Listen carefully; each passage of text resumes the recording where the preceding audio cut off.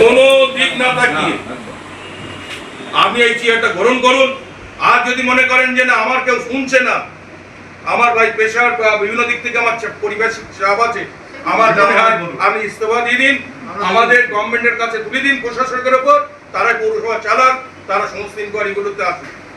এটা আমার রিকোয়েস্ট থাকবে আপনার কাছে।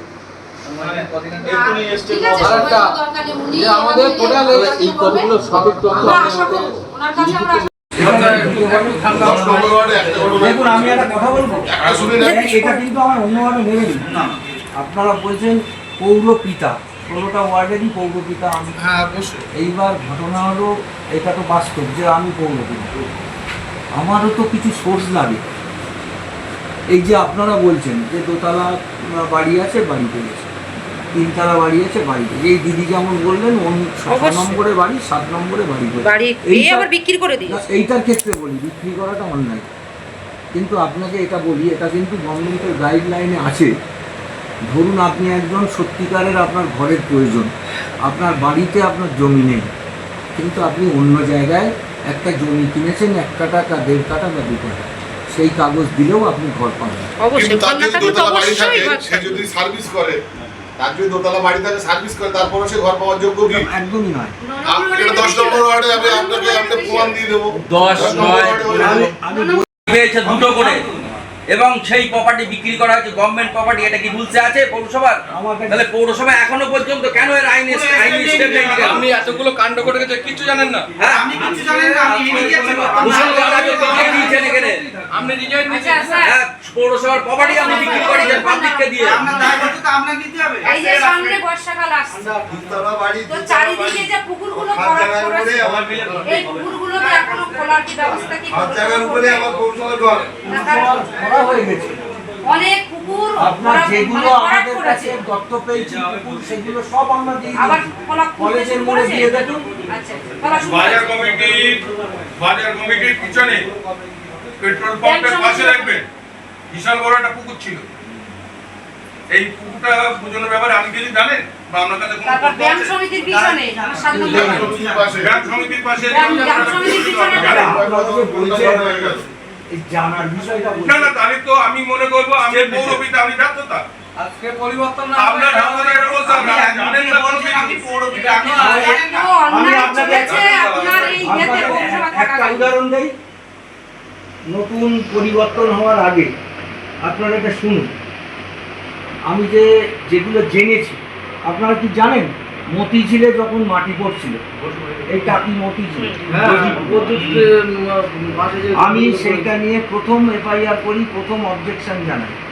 দিয়েছেন আবাস যোজনা, তার লিস্ট আমাদের কাছে দিন, এবং আপনি কমিটি করে দিন, নাহলে পৌরসভা ইঞ্জিনিয়ার আমাদের কাছে দিয়ে দিন। আমরা প্রত্যেকটা বাড়ি যাব, এবং আপনি আজকে একটা স্বীকৃতি আপনাকে দিতে হবে। এই দুর্নীতিগ্রস্ত যতগুলো কাউন্সিলর আছে, আপনি তার এগেনস্টে কি আইন ব্যবস্থা নেবেন? আমি আপনার কথা ধরেই বলে দিচ্ছি, আপনাদের লিস্টটা টোটাল এই বছরের, এই টোটাল যা বছরের ছিলেন সেই বছরের লিস্ট বলতে একটা ডিপিআর, ঘরের একটা করে ডিপিআর তৈরি হয়। প্রথমে যেমন ছিল ঘরের সাথে ইনফ্রাস্ট্রাকচার ছিল, তারপরে সেই প্রকল্পটা উঠে শুধু ঘর হয়েছে। প্রথমে কী ছিল, যে এলাকায় ঘর হবে বস্তি উন্নয়ন প্রকল্প, তার নাম ছিল বস্তি উন্নয়ন প্রকল্প। সেই ঘরের সাথে সেখানকার ঢালাই রাস্তা, সেখানকার ড্রেন, ইলেকট্রিফিকেশান, এইগুলো নিয়ে একটা করে ডিপিআর তৈরি। তারপরে এলো শুধু ঘর। টোটালটাই প্রত্যেক ইয়ারগতভাবে যেটা 4টে দফায় টাকি পৌরসভা ঘর রয়েছে। আর তার আগে হতো 75,000 টাকা 4টে করে ঘর সারা পৌরসভায় পেত। প্রত্যেক কাউন্সিলর 75,000 টাকা তখন দিত, যেমন পঞ্চায়েতের মতন রিপিয়ারিং। সেটা ঘর ছিল না, রিপিয়ারিং 4টে করে। আমিও যেমন 4টে পেয়েছিলাম, সবাই 4টে করে পেয়েছিলাম। 75,000 টাকা করে তারা পেত রিপিয়ার করে। তারপর থেকে হাউজিংয়ের যে হয়েছে, আপনাদের আমি আরটিআই পেয়েছি, যে কেউ করেছে বা আমি অমিত মিত্র, আমি করেছি তরুণ সরকার আর অমিত মিত্র। আচ্ছা, তারপরে প্রিয়াঙ্কা ম্যাডাম উনিও করেছেন একটা, দেখেছি আমি। তার সব রেডি করছে সব, কিন্তু অনেকটা বিষয় এবার দেখুন, আপনারা বললেই আমি তো একদিনের মধ্যে হয়তো আপনাদের দিতে পারছি না। নানা রকম কেস কাবারি, এত বিল্ডিং ভাঙা, সবটা একসাথে বলছি। এইবার আমি আপনাদের বলি, আমি আপনাদের 4টে ডিপিআর তার কপি আমি তৈরি করে আপনাদের দিয়ে দেবো। আপনারা স্পেসিফিক্যালি, যেমন আমার বন্ধু বললেন যে চাকরি করে, স্পেসিফিক্যালি ওয়ার্ড ভিত্তিক আপনারা এইগুলো আমাকে যদি দেন, আমি লোক দেবো।